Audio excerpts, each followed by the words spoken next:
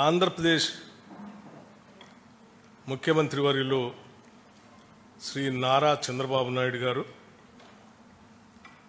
తెలంగాణ రాష్ట్ర ముఖ్యమంత్రి వర్యులు శ్రీ రేవంత్ రెడ్డి గారు, ఇరు రాష్ట్రాలకు సంబంధించిన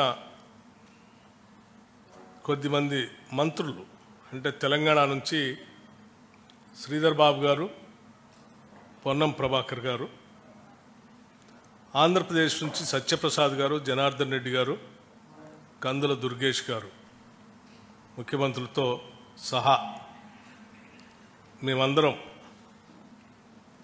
ఈ సమావేశంలో లోతుగా చర్చించి అనేక అంశాలపైన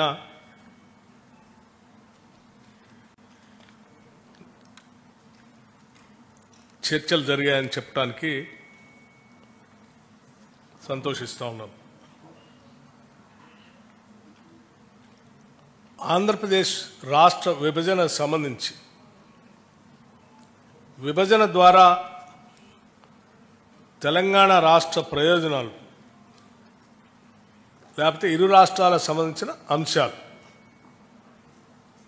గత 10 సంవత్సరాలుగా పరిష్కారానికి నోచుకోనేటటువంటి కొన్ని అంశాలు, వీటన్నిటిపైన త్వరితగతిన చర్చించుకొని ముందు పోవాలనేటువంటి ఆలోచనతో ఈ సమావేశాన్ని ఈరోజు ఇక్కడ ఏర్పాటు చేయడం జరిగింది. అయితే గత 10 సంవత్సరాలుగా విభజన చట్టంలో పొందుపరిచినటువంటి అంశాలు ఇతరత్ర పరిష్కారానికి నోచుకునేటువంటి అతి ముఖ్యమైన అంశాలు కూడా వాటన్నిటికీ ఈ సమావేశంలోనే సమాధానాలు కానీ పరిష్కారాలు కానీ దొరుకుతాయని ఈ సమావేశం అనుకోలేదు. కాకపోతే వీటికి పరిష్కార మార్గాలు చూపించడానికి ఏదో ఒక విధానపరమైన నిర్ణయాన్ని వ్యవస్థను ఏర్పాటు చేసుకోవాల్సిన అవసరం ఉంది. కాబట్టి ముందుగా 2 రాష్ట్రాల ముఖ్యమంత్రులతో సహా ప్రతినిధి బృందాలు అందరూ కూలంకషంగా చర్చించిన తర్వాత ఒక నిర్ణయాన్ని రావటం జరిగింది. ఆ నిర్ణయం ఏంటంటే, వీటి పరిష్కార మార్గాలు చూడటానికి ముందుగా ఉన్నత స్థాయి అధికారులతో కూడినటువంటి ఒక కమిటీని 2 రాష్ట్రాలకు సంబంధించినటువంటి ఉన్నత స్థాయి అధికారులతో, అంటే చీఫ్ సెక్రటరీ స్థాయి అధికారితో సహా వారితో ఇంకొక 3 మెంబర్, ఈచ్ స్టేట్కి 3 మెంబర్స్ కలిపి ఒక కమిటీని వేసి కొద్ది రోజుల్లో, అంటే అనగా ఒక 2 వారాల లోపల సమావేశమై సాధ్యమైనంత వరకు వాళ్ళ స్థాయిలో పరిష్కారానికి వచ్చేటువంటి అంశాలని చర్చించి పరిష్కార మార్గాన్ని ఎత్తడం కోసం ఒక కమిటీ వేయాలని నిర్ణయించడం జరిగింది. ఈ ఉన్నత స్థాయి అధికారుల కమిటీ ద్వారా కూడా పరిష్కారం కానటువంటి అంశాలు ఏమైనా ఉంటే 2 రాష్ట్రాలకు సంబంధించిన మంత్రులతో కూడినటువంటి ఒక కమిటీని వేయాలని, ఆ కమిటీలో పరిష్కార మార్గం కోసం వాళ్ళు సమావేశాలు పెట్టుకొని కొన్ని మార్గాలు చూడాలని, రాష్ట్ర స్థాయి మంత్రుల కమిటీలో పరిష్కారం అయ్యేటువంటి అంశాలని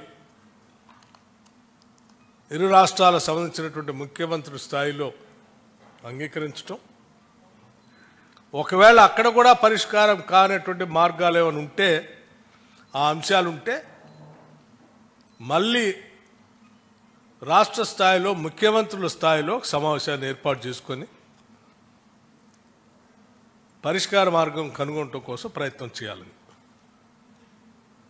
అంటే ఒకటి ఉన్నత స్థాయి అధికారుల కమిటీ, ఆ తర్వాత మంత్రిమండలి సంబంధించినటువంటి కమిటీ, ఆ తర్వాత ముఖ్యమంత్రి స్థాయిలో నిర్ణయాలకు సంబంధించి సమావేశాలు ఏర్పాటు చేసుకోవాలని ప్రాథమికంగా ఈనాటి సమావేశంలో తీసుకున్నటువంటి నిర్ణయం. అలాగే ఇంకొక అతి ముఖ్యమైనటువంటి నిర్ణయం కూడా తీసుకోవడం జరిగింది. తెలంగాణ రాష్ట్ర ప్రభుత్వం ప్రతిష్టాత్మకంగా తీసుకున్నటువంటి యాంటీ నార్కోటిక్స్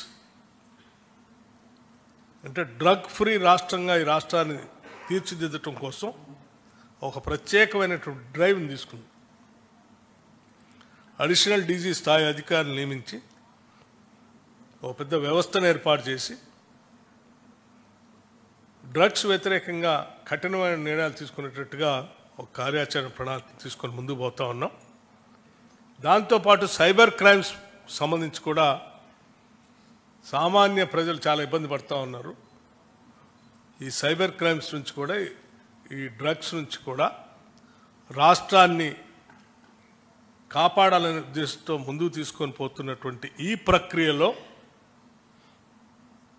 రెండు రాష్ట్రాలు కూడా కలిసి ఒక కోఆర్డినేషన్ కమిటీ ద్వారా చేయగలిగితే ఇంకా పకడ్బందీగా వీటిని నియంత్రించడానికి అవకాశం ఉంటుంది. కాబట్టి అంటే రవాణా అనేది దొరుకుతున్నటువంటి డ్రగ్స్ రకరకాల బార్డర్స్ నుంచి వస్తూ ఉన్నాయి కాబట్టి వీటిని నియంత్రించడానికి అడిషనల్ డీజీ స్థాయిలో యాంటీ నార్కోటిక్స్ బ్యూరో స్థాయిలో ఎవరినైతే చీఫ్గా మనం నియమించామో ఆ అధికారి స్థాయిలో ఇక్కడి నుంచి అదే స్థాయిలో ఉన్నటువంటి ఆ రాష్ట్రం నుంచి ఉన్న అధికారితో ఇద్దరు కోఆర్డినేషన్తో ఈ అంశాలపైన పెద్ద ఎత్తున యుద్ధం చేసి ఈ ప్రమాదం నుంచి మహమ్మారి నుంచి రెండు రాష్ట్రాలని కాపాడుకోవటం కోసం ముందుకు పోవాలని ఒక విధానపరమైన నిర్ణయం కూడా చేయటం జరిగింది. ఇవి ఈనాటి సమావేశానికి సంబంధించిన ముఖ్యమైన నిర్ణయాలు. వీటన్నిటిని మీ ద్వారా రాష్ట్ర ప్రజలందరికీ కూడా తెలియజేస్తున్నాను. Thank you. ధన్యవాదాలు.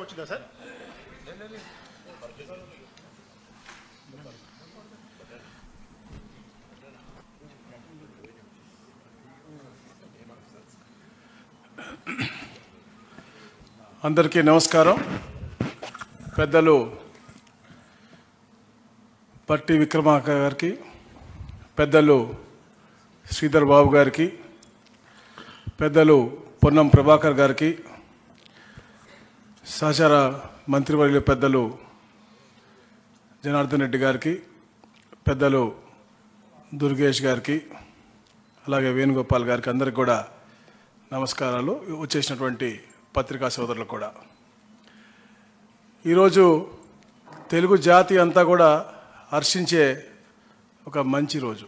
ఎందుకంటే ఒక ప్రోగ్రెసివ్ వేలో తెలంగాణ అభివృద్ధి వైపు తీసుకెళ్లాలని లక్ష్యంతో పనిచేస్తున్నటువంటి గౌరవ ముఖ్యమంత్రి గారు రేవంత్ రెడ్డి గారు, అలాగే వారి యొక్క సహచర మంత్రివర్యులందరూ కూడా క్యాబినెట్లో ఎప్పుడైతే మా ముఖ్యమంత్రి గారు చంద్రబాబు నాయుడు గారు ముఖ్యమంత్రి అయిన తర్వాత తప్పకుండా ఏదైతే రీఆర్గనైజేషన్ యాక్ట్లో విషయాలు పెండింగ్లో ఉన్నాయి, రెండు రాష్ట్రాలందరినీ కూడా తెలుగువారు ఎక్కడున్నా కూడా సుభిక్షంగా ఉండాలనే లక్ష్యంతో చంద్రబాబు నాయుడు గారు పనిచేస్తారు. కాబట్టి ఒక ప్రోయాక్టివ్ వేగా లెటర్ పంపించడం, దాన్ని ఇక్కడ గౌరవ ముఖ్యమంత్రి గారు క్యాబినెట్లో చర్చించి సానుకూలంగా స్పందించి ఈరోజు ఈ సమావేశం ఏర్పాటు చేయటం, సమావేశంలో అన్నీ కూడా కులంకుశంగా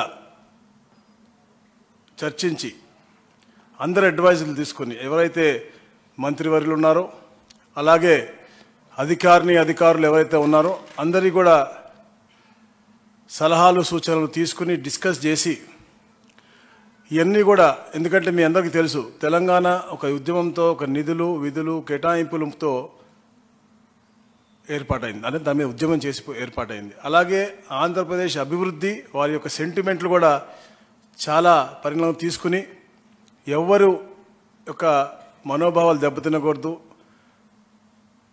అందరి యొక్క భావోద్వేగాలన్నీ కూడా పరిణామం తీసుకుని మనం ఇవన్నీ కూడా ఫుల్ఫిల్ చేసుకోవాలని చెప్పేసి ఒక లక్ష్యంతో ఏదైతే రీఆర్గనైజేషన్ యాక్ట్లో ఉన్న ప్రతి ఒక్క అంశం కూడా పూర్తిగా చర్చలతోనే అది సానుకూలంగా సత్వరంగా పరిష్కరించాలనే లక్ష్యంతోనే ఈ యొక్క ఆఫీసర్స్ కమిటీ ఏర్పాటు చేయడం కానీ, దాని తర్వాత మినిస్టర్స్ కమిటీ ఏర్పాటు చేయడం కానీ, తర్వాత ముఖ్యమంత్రులు కూడా అన్ని విషయాలు కూడా నాట్ ఓన్లీ రీఆర్గనైజేషన్ యాక్ట్, అది కాకుండా కూడా రాబోయే రోజుల్లో కూడా మంచి వాతావరణం క్రియేట్ చేసే విధంగా ముఖ్యమంత్రులు కూడా ఫ్రీక్వెంట్గా కలుద్దామని చెప్పి ఒక ఆలోచన ముందు రావటం నిజంగా చాలా ఆనందదాయకం.